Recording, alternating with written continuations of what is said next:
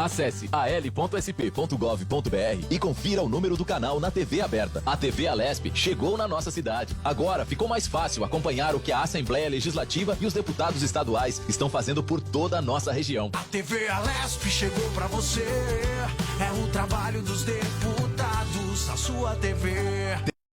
TV Alesp, da Assembleia Legislativa de São Paulo. Doar sangue é compartilhar vida. É um gesto de amor, de gratidão e de solidariedade. Procure o banco de sangue mais perto de você e atenção para os requisitos básicos.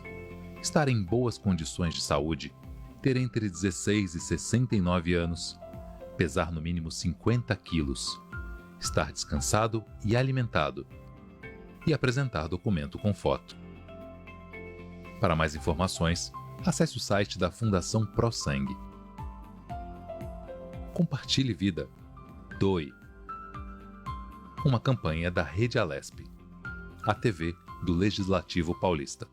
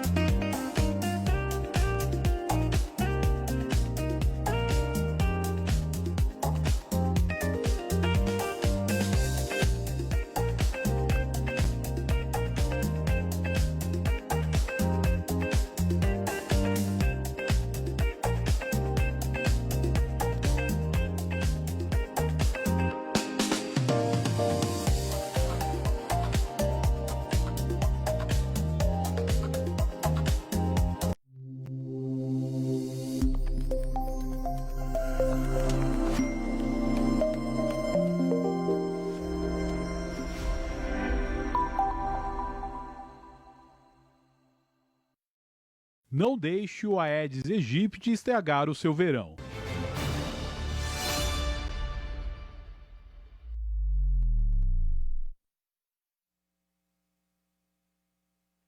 Segunda-feira, dia 9 de março, abertura do pequeno expediente.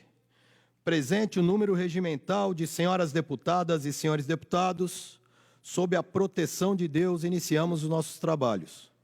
Esta presidência dispensa a leitura da ata da sessão anterior e recebe o expediente. Dando início à lista de oradores desse pequeno expediente, chamo o deputado Luiz Cláudio Marculino, deputado Paulo Fiorilo, deputado Reis. Tem Vossa Excelência 5 minutos regimentais para uso da tribuna. Muito obrigado, presidente deputado Major Meca. Bom, ontem foi o Dia Internacional das Mulheres, não teve sessão, porque foi domingo. Sexta-feira também eu estava no interior, não tive condições de estar aqui, então não quero deixar registrado, deputado Major Meca, a minha fala sobre o Dia Internacional das Mulheres. O 8 de março, como Dia Internacional das Mulheres, foi colocado no calendário pela ONU em 1975. É um dia de luta. A data remonta às lutas das mulheres por direitos. Direito ao voto, direito ao trabalho, direito à liberdade, direito à vida. E agora elas estão lutando também pelo direito contra ou direito de ter folgas melhores do que a escala 6x1. Então, elas estão contra a escala 6x1. Quero dizer que eu protocolei uma PEC nesta casa para o funcionalismo público para que tenhamos uma escala 4x3, que é possível no funcionalismo público nós termos essa escala 4x3. Mas se discute em Brasília a escala 5x2. Então, as mulheres estão lutando por essa escala 5x2. Ontem, em várias partes do mundo, inclusive no Brasil, o tema trazido nas manifestações foi o pare de nos matar. Os homens têm que parar com essa prática de violência, de agredir as mulheres, de matá-las. Só no ano passado, no Brasil, foram 1.568 mulheres que foram vítimas de feminicídio. Aqui em São Paulo, no mês de janeiro, 27 mulheres foram vítimas de feminicídio, quase uma por dia. No Brasil, a cada 6 horas, uma mulher está sendo vítima de feminicídio. Então, tem que haver uma conscientização por parte da sociedade, principalmente dos homens, que eles não são donos das mulheres, que as mulheres não são objetos de uso descartáveis, e que elas decidem sobre o lugar delas. O lugar delas é todo lugar onde elas quiserem. As famílias precisam educar os seus filhos nesse sentido. O governo do presidente Lula lançou o Pacto Nacional contra o Feminicídio. É um compromisso entre os 3 poderes, executivo, legislativo e judiciário, estados e municípios, para fortalecer o enfrentamento à violência de gênero. Ele visa integrar políticas públicas, aumentar a proteção de vidas, prevenir mortes, criar comitês de gestão e garantir a autonomia econômica das mulheres. O foco no feminicídio, os pontos-chave, foco no feminicídio, instituído pelo Decreto 11.640 de 2023 e consolidado em 2026, busca reduzir os altos índices de assassinatos de mulheres por razões de gêneros. Ações estruturais, previsão de ampliação de delegacias especializadas, Casa da Mulher Brasileira, centros de referência e melhoria na unificação de dados. A articulação federativa envolve União, Estados e municípios, além de Ministérios Públicos e Defensorias Públicas, para o monitoramento contínuo das ações. Autonomia e direitos, ações para promover a autonomia econômica, financeira e social, visando romper o ciclo da violência. Monitoramento, criação do Comitê Interinstitucional de Gestão, coordenado pela Presidência da República, para avaliar os resultados. O pacto também destaca a necessidade de acolhimento e proteção de mulheres em situação de vulnerabilidade, incluindo indígenas, quilombolas e mulheres do campo. O número 180 é o canal central de denúncia. O presidente Lula também anunciou o rastreamento através de tornozeleiras eletrônicas de homens agressores, cujas mulheres vítimas estejam com medidas protetivas. Essa medida tem amparo na Lei 15.125, de 2025, que alterou a Lei Maria da Penha, para incluir o rastreamento de homens agressores. Aqui em São Paulo, nós tivemos um recorde de feminicídio em 2025. Foram 270 mulheres assassinadas por serem mulheres. O maior número desde o início da série histórica em 2018. No ano anterior, tinham sido 253 casos, ou seja, houve um aumento de 6,7%. Isso significa que, na prática, uma mulher foi vítima de feminicídio no estado a cada cerca de 32 horas. 2026, eu já disse aqui que o número foi muito ruim em janeiro, foram 27 feminicídios. Hoje mesmo eu recebi uma reclamação, a denúncia da DDM de Praia Grande, que foi feito pelo Sindicato dos Policiais Civis de Santos, Simpolsan, o senhor Renato denunciando lá as condições da Delegacia de Defesa da Mulher de Praia Grande. Nós temos no estado de São Paulo 142 delegacias de defesa das mulheres. Apenas 18 funcionam 24 horas, quando a legislação estabeleceu que as delegacias têm que funcionar 24 horas, que o atendimento tem que ser feito preferencialmente por mulheres, em salas, preferencialmente para o atendimento das mulheres, né? O governo criou a sala Lilás, onde muitas vezes a mulher é atendida no modo virtual, para dizer que está cumprindo a lei, mas nós temos que cobrar que um maior número de delegacias de defesa das mulheres possam estar abertas, dando atendimento às mulheres, que elas sejam atendidas preferencialmente por mulheres em estruturas adequadas, né?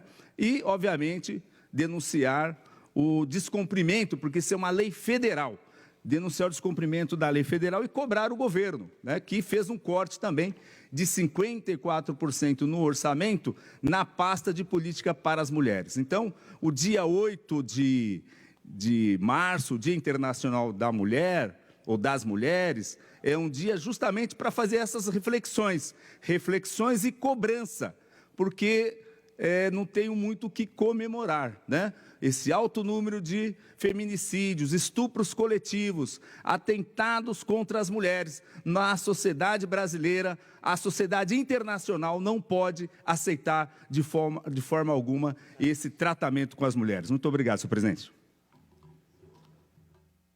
Dando sequência à lista de oradores, deputado Delegado Olim, deputada Marina Elô, deputado Bruno Zambelli, deputado Marcelo Aguiar, deputada Leci Brandão, deputado Dr. Jorge do Carmo, deputado Major Meca. Solicito ao deputado Reis que assuma a presidência para que eu possa fazer uso da tribuna.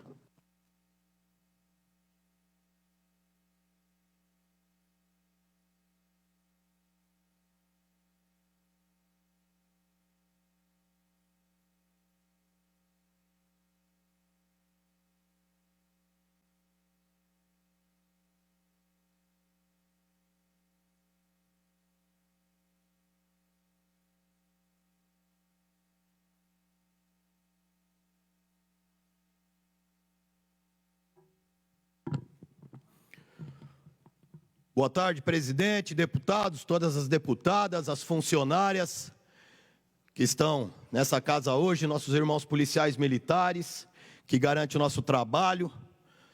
Ontem, dia 8 de março, Dia Internacional das Mulheres, quando nós estudamos a história de Maria, a mãe de Jesus, nós conseguimos entender e enxergar a grandeza do papel da mulher na sociedade.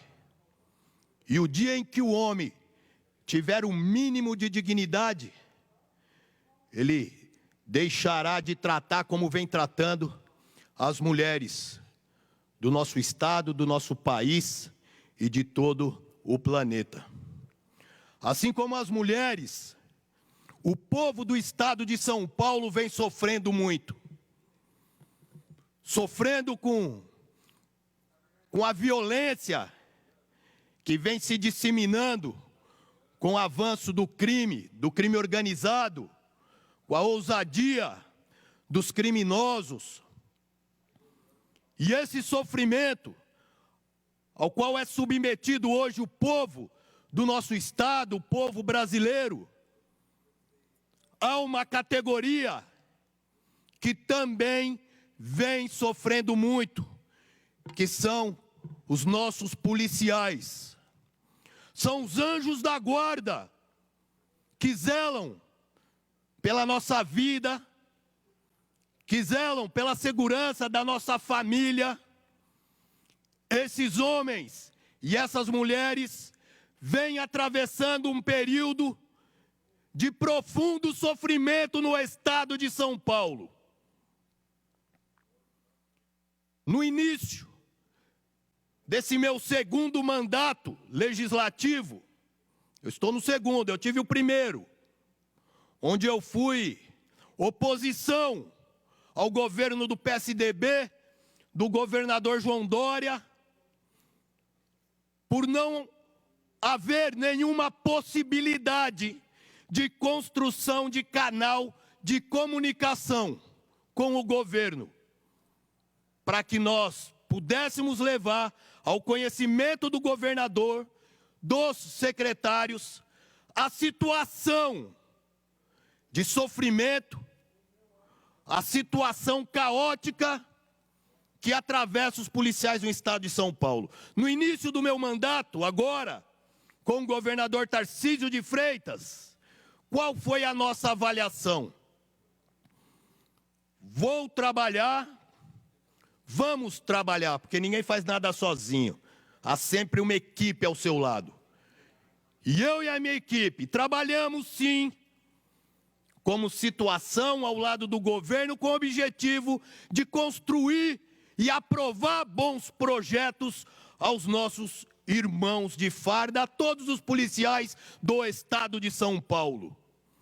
Assim o fizemos. Iniciamos com a reconstrução do salário dos policiais em São Paulo. Passamos para a parte de habitação. Conseguimos aprovar um projeto, PL 1637, e hoje tem o programa Moradia Segura. No entanto, eu faço a seguinte observação. Essa reconstrução do salário dos policiais, nós estamos no último ano de governo.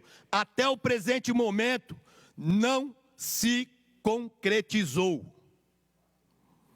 A Lei 18.025, que eu aprovei com o apoio dos demais deputados dessa casa, Programa Moradia Segura, até o presente momento, o governo de São Paulo não entregou nenhuma carta de crédito. Até o presente momento. Espero que isso aconteça agora no mês de março. Havia uma data inicial, não se cumpriu. Estamos aguardando. Os policiais do estado de São Paulo, policiais militares, civis, técnicos científicos, policiais penais, estão aguardando. Eu construí um vínculo com o governo, onde eu tive, com uma afirmação do governador Tarcísio de Freitas, a sanção do projeto de lei complementar 135, que faz justiça à previdência dos policiais militares no tempo de averbação de serviço prestado fora. E eu clamo aqui, dessa tribuna, ao governador do estado de São Paulo, Tarcísio de Freitas. Eu clamo aqui à Procuradoria-Geral do Estado, a SPPrev. Nossos policiais militares estão morrendo. E eu fiz essa explanação aos senhores.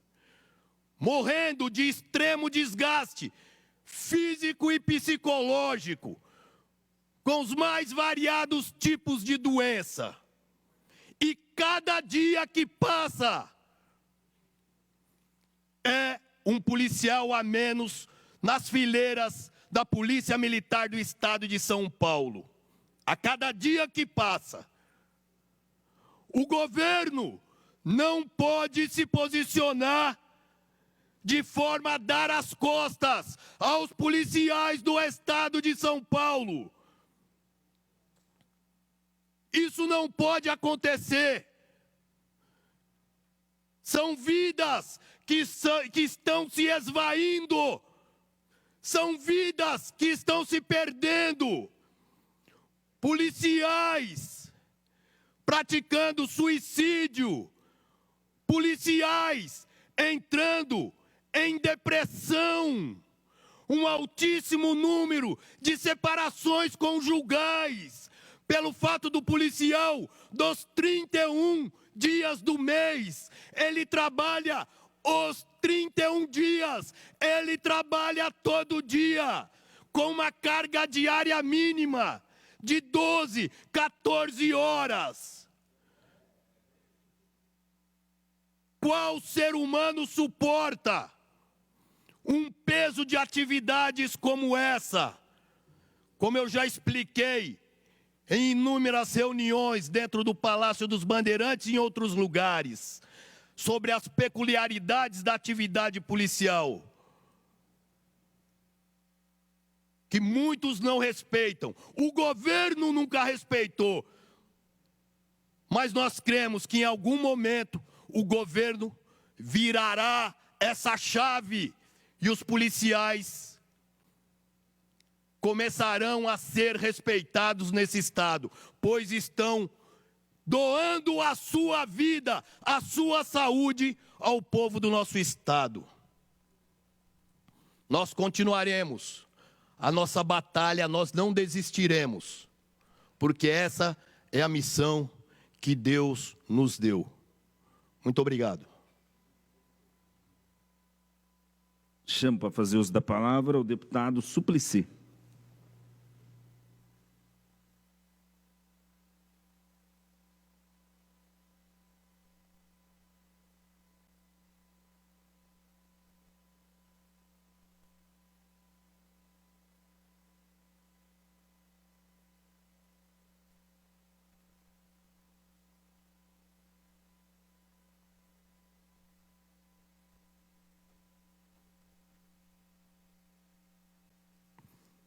Deputado Eduardo Suplicy, tem Vossa Excelência 5 minutos regimentais.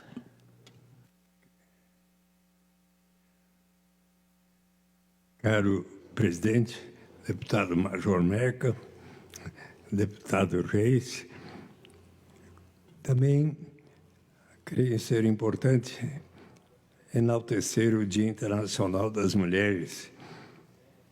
Ontem, mesmo sob chuva, milhares de mulheres tomaram as ruas de São Paulo, marchando pela Avenida Paulista até a Praça Roosevelt.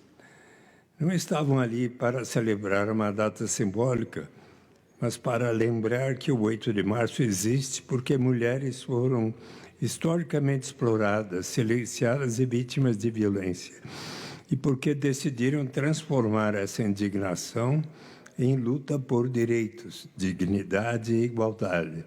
A origem desta data está nas lutas das trabalhadoras do início do século XX, na mobilização das mulheres por direitos políticos, sociais e trabalhistas. As ruas disseram algo que o poder público muitas vezes resiste em reconhecer. As mulheres brasileiras não querem apenas sobreviver, querem viver com dignidade, liberdade e proteção. E fazem isso porque a realidade é dura. O Brasil registrou em 2025 o maior número recente de feminicídios. 1.568 mulheres assassinadas por razões de gênero. O feminicídio é o ponto extremo de uma engrenagem cotidiana de violência que inclui ameaças, agressões, estupros, perseguições e o controle sobre a vida das mulheres. São Paulo, infelizmente, não pode se esconder atrás de discursos de eficiência. Nosso estado aparece no topo das estatísticas nacionais em números absolutos de feminicídio.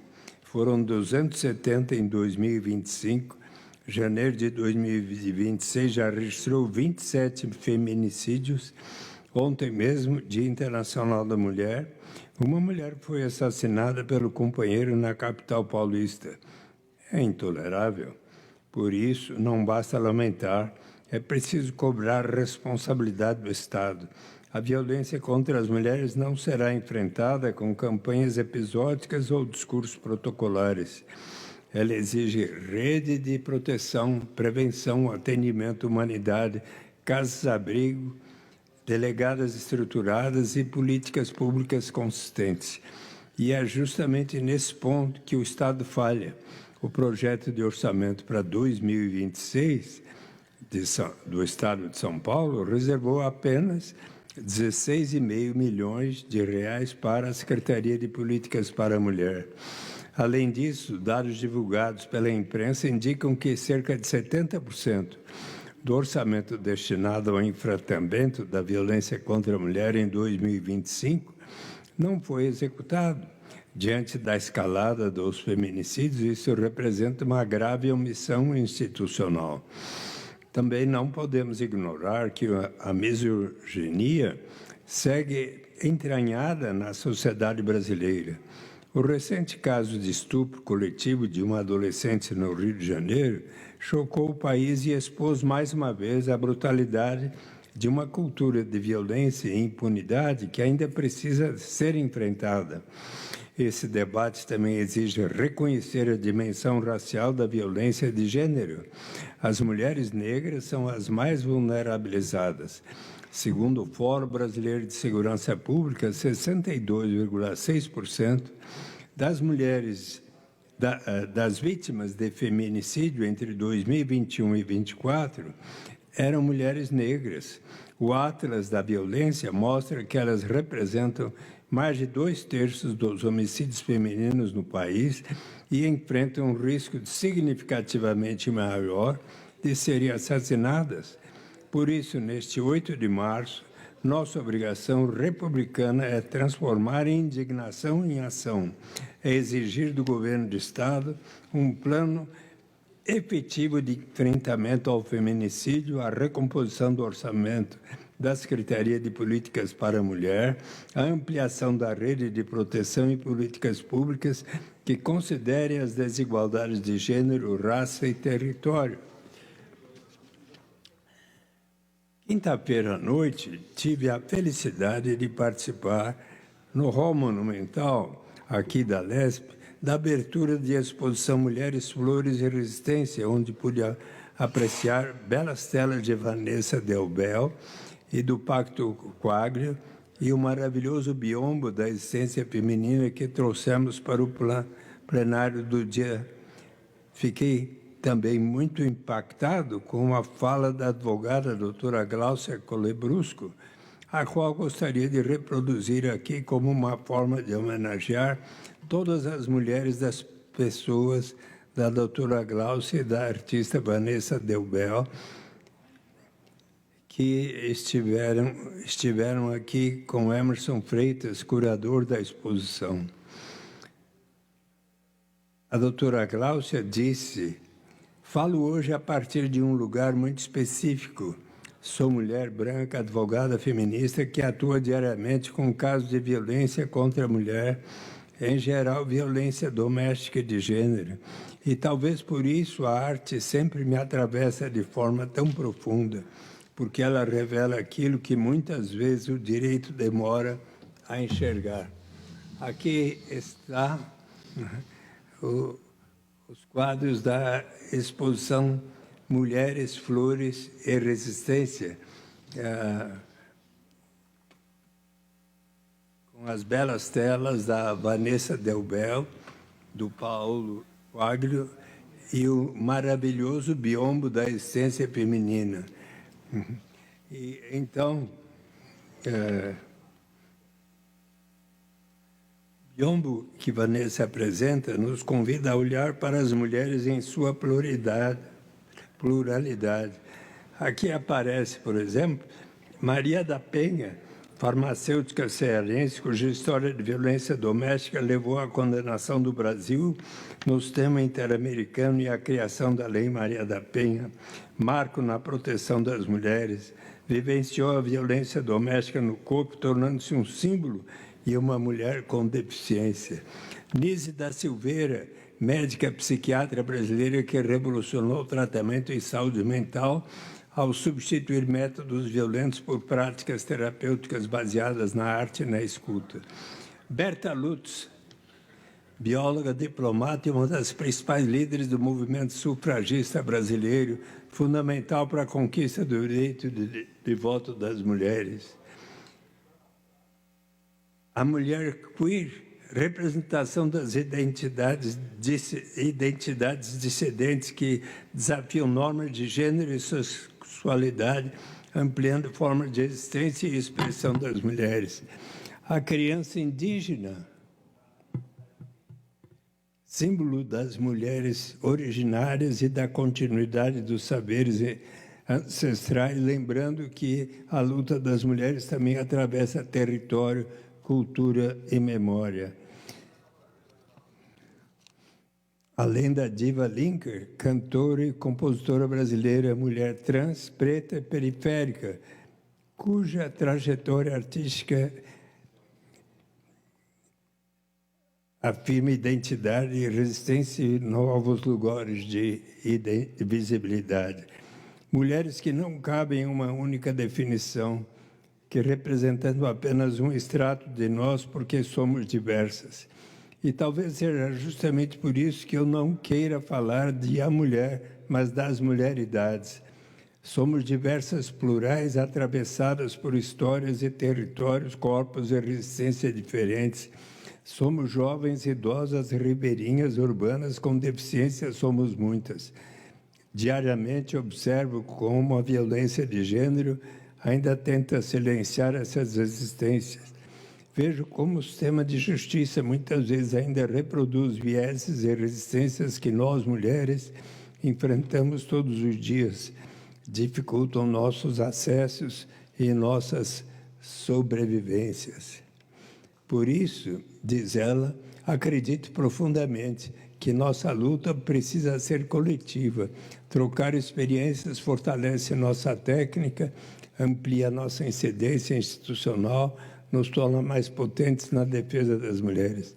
Estar em coletivo é estratégia, é resistência, é compromisso com a transformação estrutural.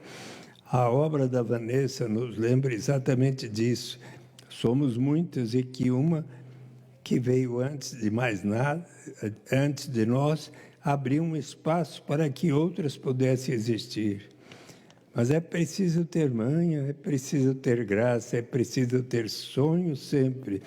Quem traz na pele essa marca possui a estranha mania de ter fé na vida. Lembrando que as palavras estão agrupadas na canção composta por Milton Nascimento e Fernando Brant, canção que entoa e ecoa nos atos de luta das mulheres. Que sigamos ampliando esses espaços de encontro, de escuta, de reconhecimento, porque quando mulheres aparecem, se conectam e se fortalece, algo no mundo inevitavelmente começa a se transformar. Muito obrigado, caro presidente Major Meca. Muito obrigado, deputado Suplicy. Dando sequência à lista de oradores, deputado Carlos Gianazzi, deputado Dirceu Dalben, deputado Guilherme Cortez, deputado Caio França, deputado Luiz Fernando Teixeira Ferreira, Conte Lopes, deputado André Bueno, deputado Jorge Wilson, xerife do consumidor, deputado Fábio Faria de Sá. Na lista suplementar, deputado Gil Diniz, deputado Enio Tato, deputado Jorge Wilson, xerife do consumidor, deputado Reis. Tem Vossa Excelência o tempo regimental para o uso da tribuna.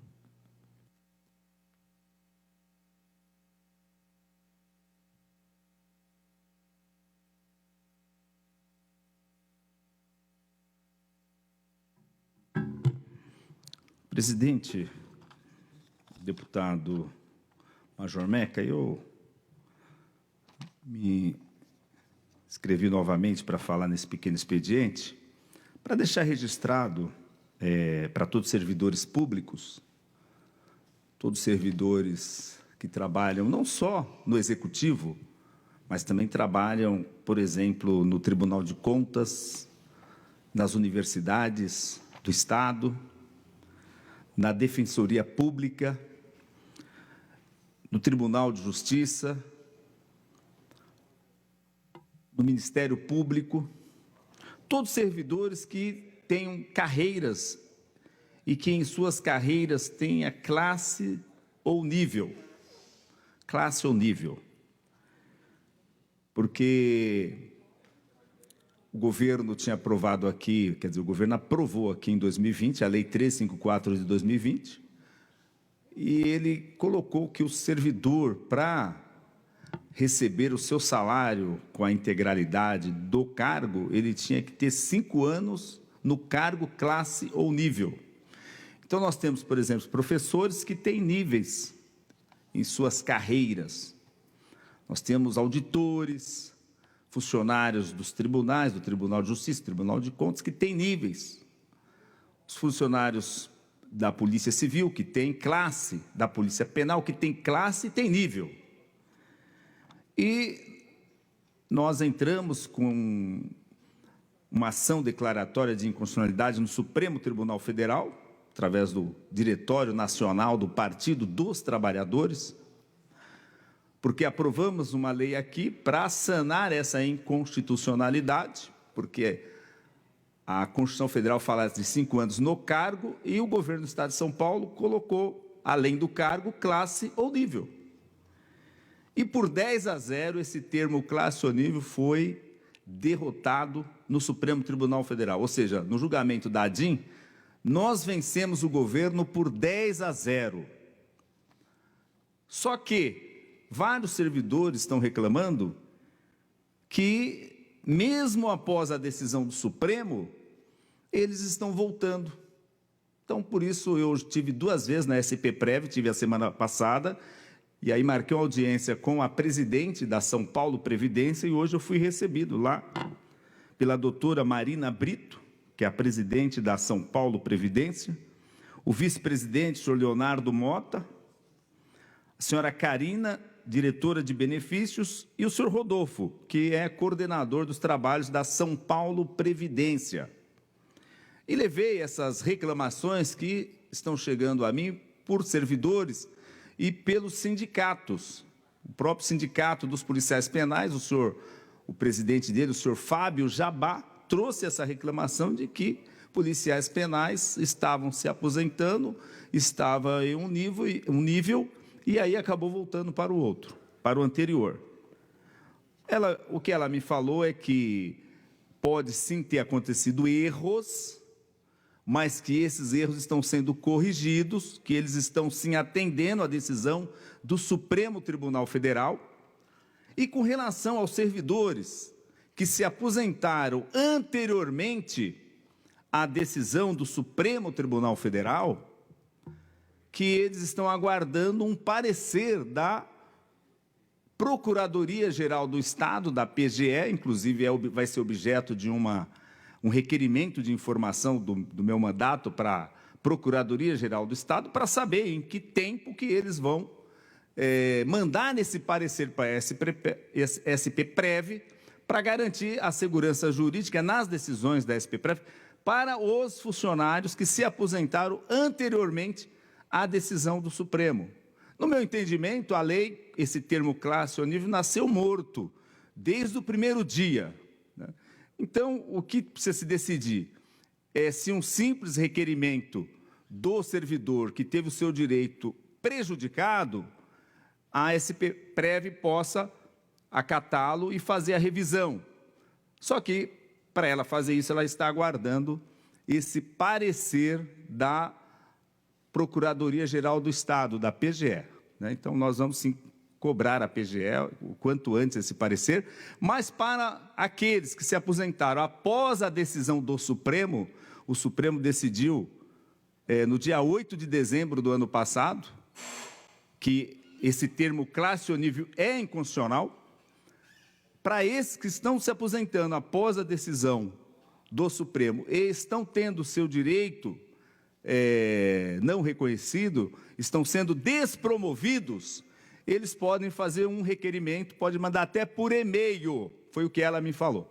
Pode mandar até por e-mail para a São Paulo Previdência para que eles corrijam o erro, porque eles dizem que eles estão atualizando o sistema deles e pode sim acontecer de casos isolados que o servidor, ao pedir aposentadoria, tenha a sua despromoção.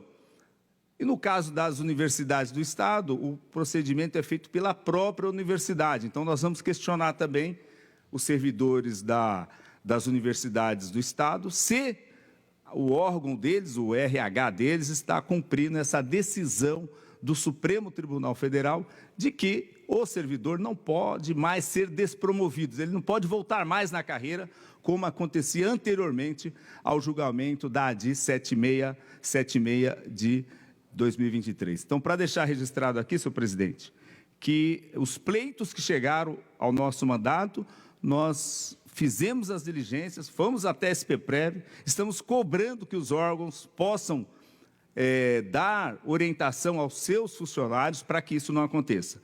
E a própria SP-Prev nos informou que assim que a PGE mandar o parecer, eles vão fazer um comunicado oficial para todos os servidores, aqueles que precisarem fazer requerimentos, né, o caso daqueles que se aposentaram anteriormente à decisão, a 8 de dezembro, para que tudo isso seja corrigido, sem que o servidor tenha que ir à justiça, contratar um advogado, perder tempo, gastar dinheiro e ficar aguardando a decisão da Justiça, porque o Supremo já assim o reconheceu. O termo classe-nível na Lei 1354 de 2020 é inconstitucional. Muito obrigado, senhor presidente. Obrigado, deputado. Dando sequência à lista de oradores, deputado Eduardo Suplicy. Tem Vossa Excelência 5 minutos regimentais para o uso da palavra.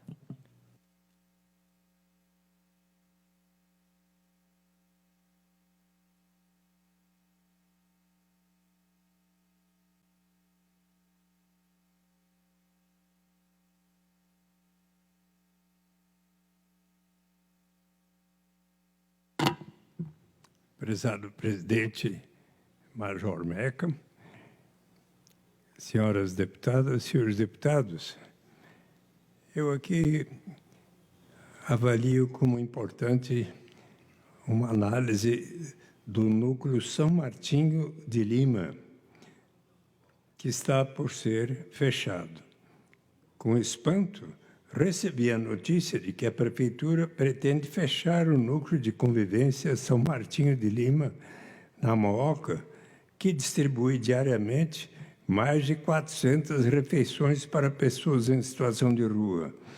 A informação foi divulgada pela jornalista Mônica Bergamo, da Folha de São Paulo.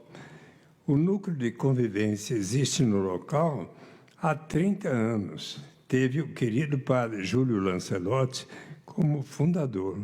Atualmente não há mais ligação do serviço com o padre Júlio, mas relembro a perseguição política que ele vem sofrendo nos últimos anos pelo seu importante trabalho junto à população em situação de rua. Segundo a notícia, a gestão do prefeito Ricardo Nunes afirma que a decisão pelo encerramento foi tomada após estudos técnicos e é fruto de um processo de requalificação da rede de assistência social na cidade. Diz ainda que os moradores estão atendidos em outros espaços. Segundo a Secretaria Municipal de Assistência e Desenvolvimento Social, a secretária Eliana Gomes, o fechamento será gradativo e ocorrerá em 1 mês. Ainda de acordo com Eliana, há outros 3 centros de acolhida na região que receberão os moradores. O maior deles é o Arsenal da Esperança, que tem 1.100 vagas para abrigo noturno e outras 350 para acolhimento diurno e almoço. Reforço aqui que os núcleos de convivência e centros de acolhida são serviços distintos. Núcleos de convivência